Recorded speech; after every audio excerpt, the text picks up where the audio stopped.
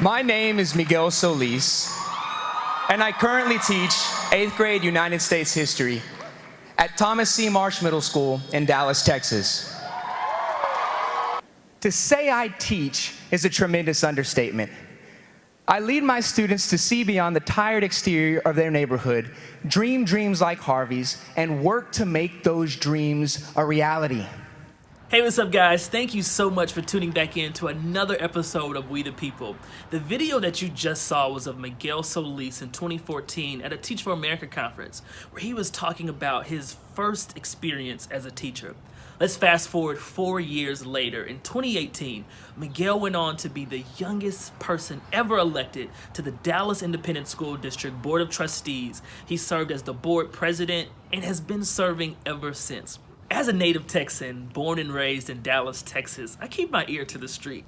So when I got home over the holidays, I had to sit down with him and learn a little bit about him, his story, and his journey to being elected, and some of the things that he hopes to accomplish in his career. I hope that you guys are just as inspired as I was when I sat down and spoke with him.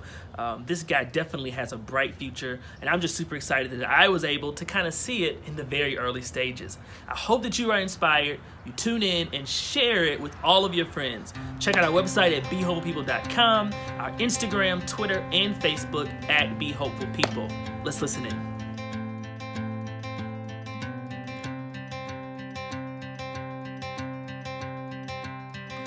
So my name is Miguel Solis, and I currently serve as a school board member for the Dallas Independent School District, and I also run a nonprofit called the Latino Center for Leadership Development. In my role as a school board member, I make policy decisions for 158,000 children every day.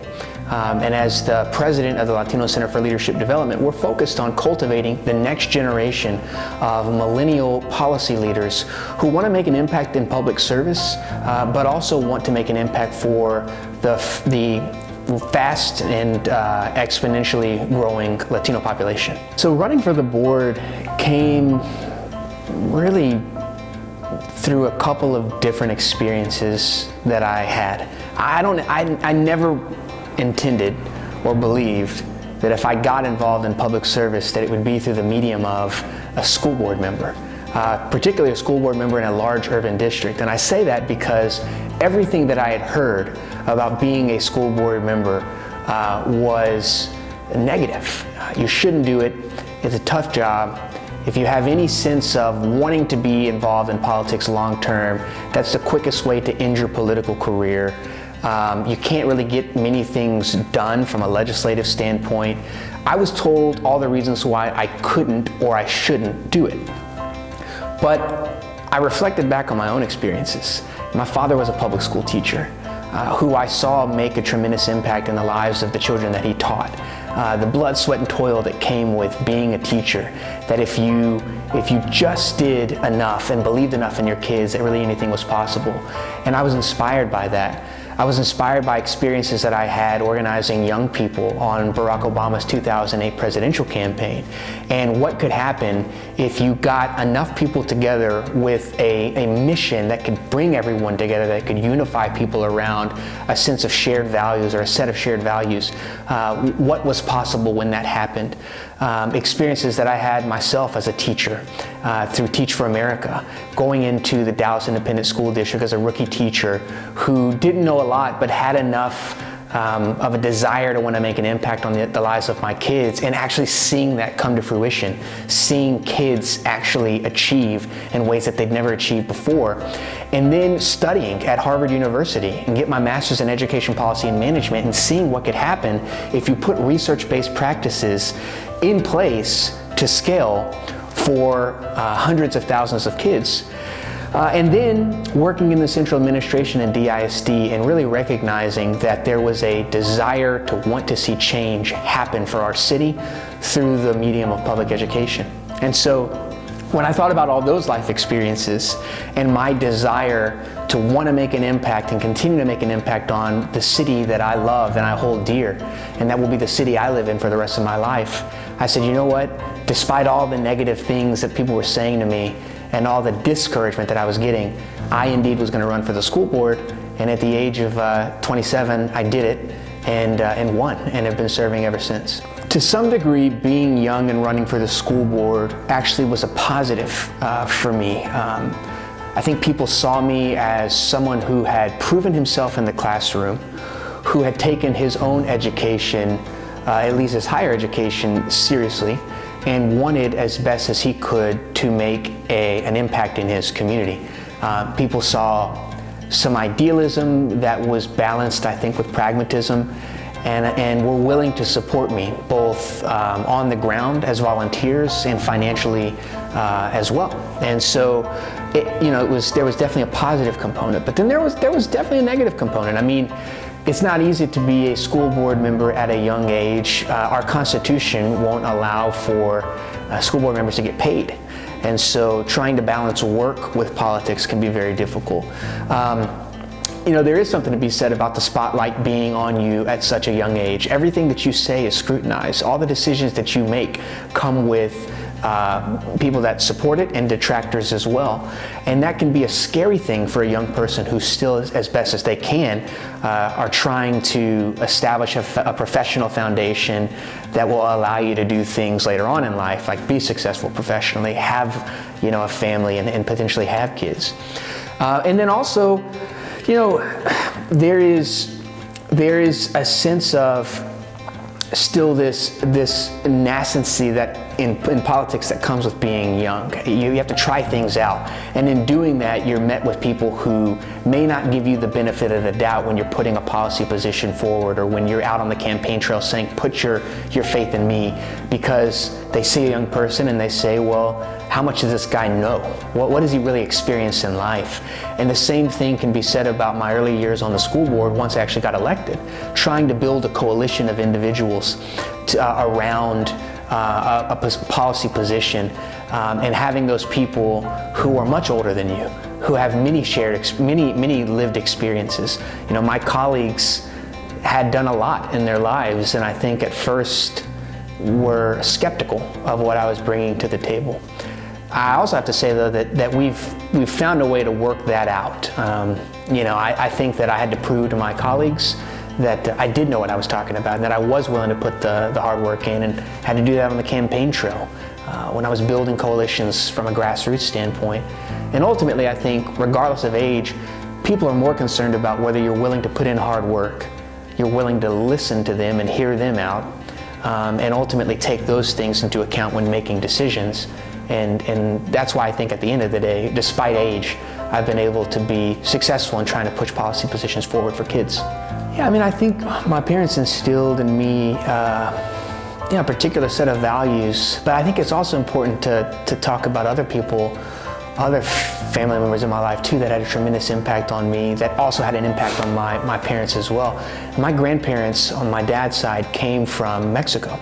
Both of them, though, recognized that in America, if you got an education, and if you worked hard, and if you gave back to your community, that really anything was possible and you can live a fulfilled life.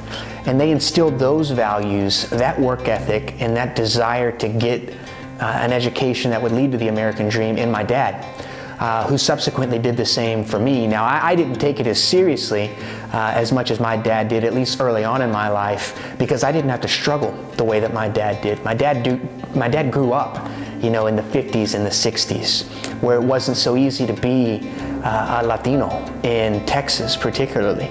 And so he lived things that I was never able to experience, but I was thoughtful enough to recognize that those experiences were manifesting themselves in the lessons he was attempting to try to teach me growing up.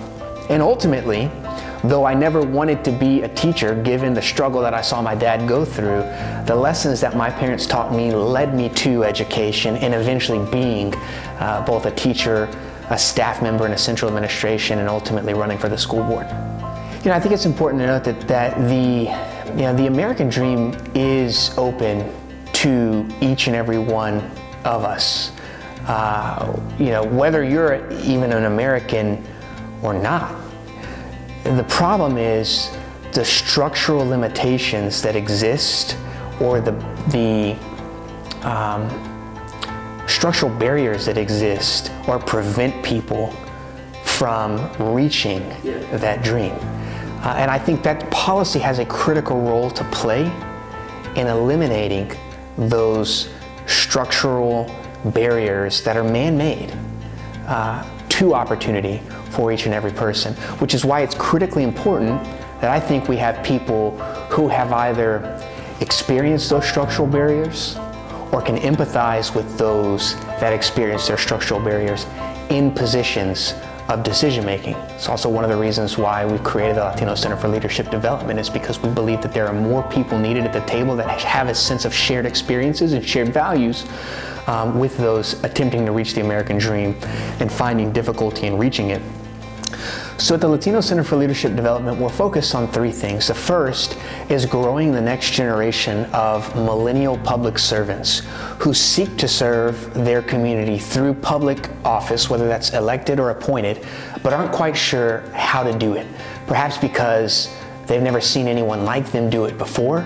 They don't come from communities that have had the representation that they think is necessary in their community, or just want to test out a few theories around their path to public service and don't have a venue to do that. The second thing we do is we have a policy institute in conjunction and collaboration with the Southern Methodist University, where we're trying to create new ideas and new policy recommendations around supporting the Latino community and the growth of our community. And then lastly, a set of strategic initiatives, which are basically special projects aimed at highlighting the growth of the Latino population and issues that the Latino population is facing and addressing those challenges. My personal American dream has already been fulfilled in that I'm a second generation Mexican American whose grandparents came to this country fleeing war and seeking opportunity. And just one generation removed from them, I've been able to get an education, attend a university like Harvard University, one of the best, if not the best in the nation, be a professional, serve my community as an elected official at a very young age, be married with a child on the way, with a stable family, a stable income, in a home. I mean, I think that is a dream that many people dream, and it's one that I think has ultimately been fulfilled at such an early stage in my life. And so my American dream, I think now, is how I can exponentially grow my own American dream for others. I think the advice I would give to millennials would start actually with a quote that I reflect on probably every day in doing the work that I do, and it's a quote from Tennyson.